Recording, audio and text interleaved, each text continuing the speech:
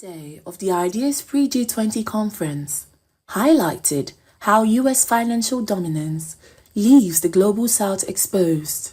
De-dollarization is about reclaiming economic sovereignty, with South-South cooperation paving the way for a fairer financial order. We're living in a world of permanent bullying and weaponization of dollar hegemony. So basically, the fact that the U.S. banks are so important in global trade and global payments allow them to bully the countries into pressuring them into certain policy decisions. Now, you have to build sovereignty with more than with speeches, with actual work, by establishing local correspondent banks in the region, by establishing payment processors. The current international payment system traps Global South countries in cycles of foreign currency debt and dependence. Experts advocate dual currency frameworks with firm sustainable South-South cooperation. This will enable realistic management currency risk, preserve sovereignty, and reduction in reliance on key global currencies. This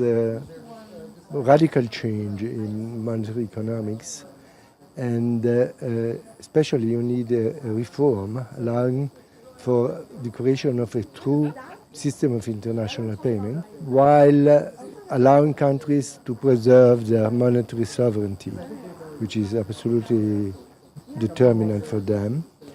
And what's important is that you should have a system allowing countries to use money, a currency, for their cross-border payment. Achieving financial autonomy in the Global South depends on rethinking domestic resource mobilization. By formalizing informal sectors and tapping regional capital, countries can fund development without excessive reliance on external debt. Well, I think domestic resources mobilization is very important if you want to cut dependence on external debt, right? So I think in Africa's case, this continent is full of resources, right? There are a lot of young people, plentiful of workforce, and there are also a lot of critical minerals on this continent.